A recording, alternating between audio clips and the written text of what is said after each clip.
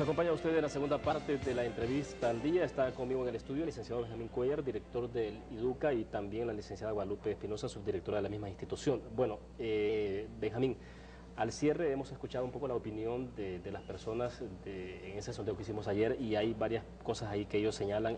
Bueno, un primer televidente decía que esto en un momento determinado podía dar una señal de discriminación porque solo sería un caso, pero aquí hay otros casos más. Obviamente no tienen la magnitud y hasta el simbolismo que se tiene en el caso particular de lo que ocurrió en la UCA en noviembre del 89.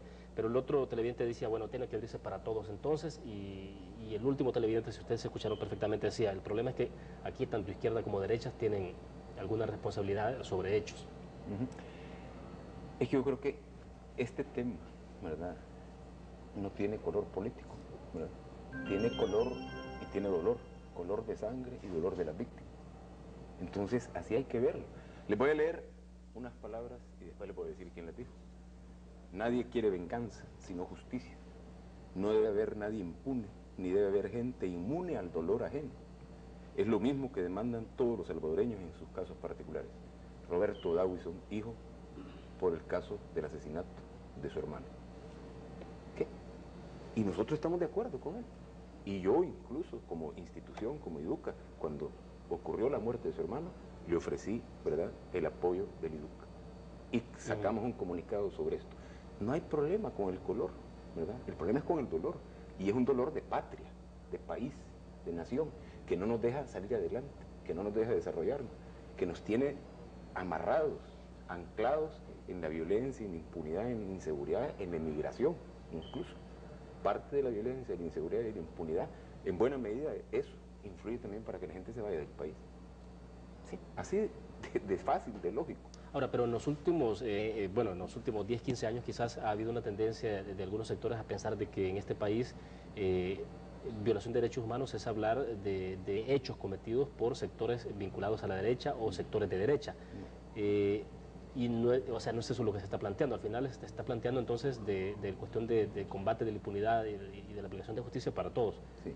Pero obviamente durante el conflicto armado evidentemente que hubo abusos en mayor proporción, si se miden porcentajes, de parte del ejército y de parte de sectores de derecha, bueno, en el caso de los escuadrones de la muerte, pero también ha habido casos particulares en la izquierda. William, yo siempre le digo a la gente de que los derechos humanos, la impunidad, ¿verdad?, la violación, los atropellos a la dignidad de las personas no se mide con calculador, ¿verdad?, ni con ábaco siquiera, porque son demasiadas cantidades. Se mide por la calidad de los delitos, de los crímenes, cuando son violaciones a la dignidad humana, atropellos, ¿verdad?, a la dignidad humana. Y es más grave cuando las comete el Estado. No le quita gravedad al otro, pero cuando las comete el Estado, ¿por qué? Porque el Estado está creado para proteger los derechos humanos. Sus instituciones no están creadas para violar los derechos humanos. Entonces a mí me da lástima los pobres argumentos que ocupa alguna gente para decir, no, es que ellos mataron más. Si no es el problema de que hayan matado más, el problema es que el Estado, ¿verdad?, no protegió los derechos humanos, sino que los violó, pero también la otra parte los violó, ¿sí? Me alegan de que eran combatientes. El famoso caso que anda ahora de Mayo Civiliano, ¿verdad?, y que sale en campaña electoral, ¿verdad? Claro. O sea, ¿por qué no salió antes? ¿Por qué no salió antes? ¿Verdad? O porque alguna gente que nos descalificaba a nosotros por pedir justicia para las víctimas, ¿verdad?, ahora está pidiendo también justicia para otras víctimas. Sí, sí. O sea, son víctimas todas. Entonces nosotros nos sumamos al esfuerzo de todas las familias que tienen víctimas para lograr justicia, para lograr dignidad, ¿verdad?, y para castigar los abusos del poder guerrillero o del poder estatal. Ya sigue la aclaración de que el poder estatal, ¿verdad?, es el que está para proteger los derechos humanos. Entonces yo solo creo que es importante señalar que cuando se dicen de que eran combatientes y por eso es distinto, no es distinto. Hay derecho internacional humanitario, hay convenios de Ginebra. Desde el momento en que yo te desarmo en mi campamento guerrillero, te torturo y te mato a garrotazos, ¿verdad?, es una grave violación al derecho internacional humanitario, que debe ser igualmente investigada, castigada y reparado el daño a la víctima.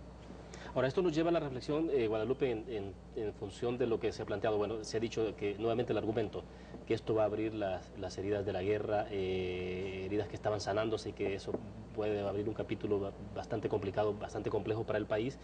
Hemos escuchado también la argumentación de algunos exmilitares de alto rango que aparecen señalados en el informe de la Comisión de la Verdad y en el caso particular de los jesuitas, diciendo de que se trata de un caso ya juzgado en el país, por lo tanto no hay posibilidades jurídicas de que eso vuelva a abrirse porque ya la cosa juzgada está.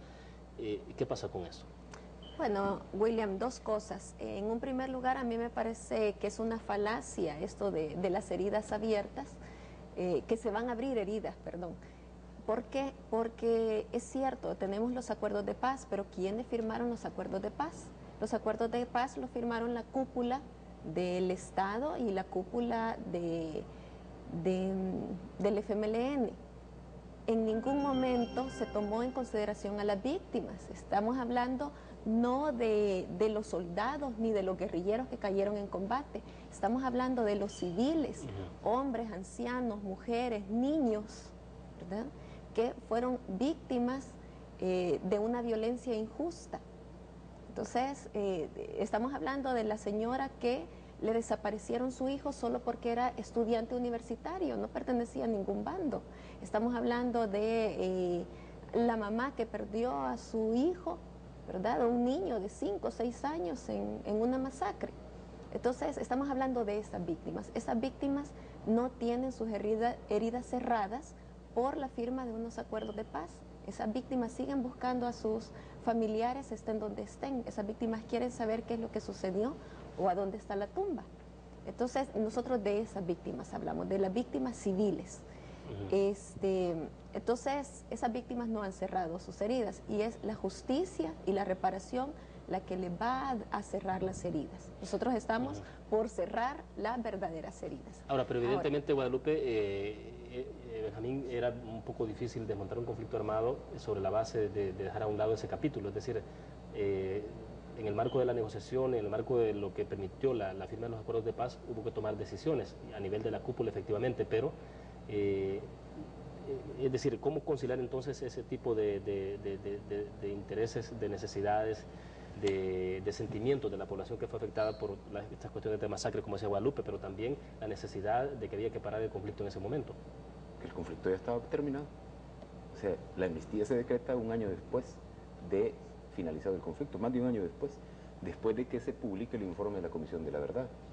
O sea, lo que habría que haber hecho, ¿verdad?, era primero sanar el sistema de justicia, para que ese sistema de justicia enfermo, ¿verdad?, que es lo que recomendaba la Comisión de la Verdad, no abriera más heridas o no hiciera más grandes las heridas, ¿verdad?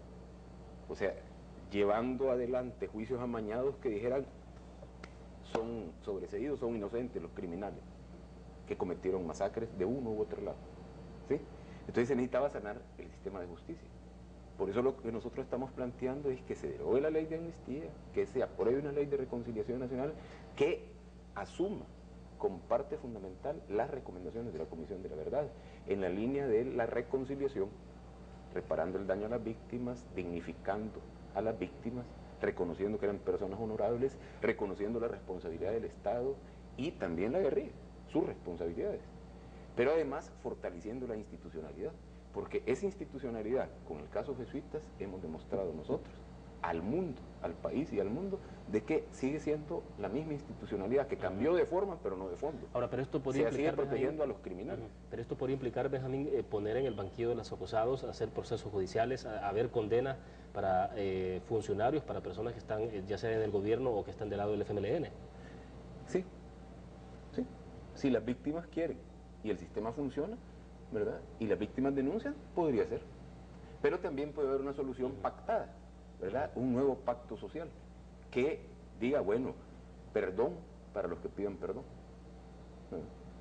reparación para quienes necesiten reparación y fortalecimiento de las instituciones. O sea, las cosas que se han cerrado a tratar este tema, ¿verdad?, se han cerrado y ahora tiene que venir la Audiencia Nacional de España, ¿verdad?, a presionar para que, porque hasta del sistema interamericano se han burlado, lo han despreciado. Entonces, ahora no sé qué efecto va a tener la Audiencia Nacional de España, pero dentro llevamos 17 años casi, después del fin de la guerra, que se han cerrado a tratar este tema, y las consecuencias ahí están. Cuando dijo Cristiani, borrón y cuenta nueva, ni borró nada, y la cuenta nueva ya lleva como 70.000 muertos después del fin de la guerra, muertes violentas. ¿Sí? Entonces, tenemos que darnos cuenta de que si el sistema de justicia, caer en la cuenta de algo que para mí el padre Tojeira dijo en la conferencia de prensa cuando planteamos la posición del IDUCA frente a la querella en España, que para mí fue genial. Si el sistema de justicia abre heridas, ¿verdad? Que es lo que dicen, de que no hay que abrir heridas. Claro. Entonces, deshagamos, cerremos el sistema de justicia.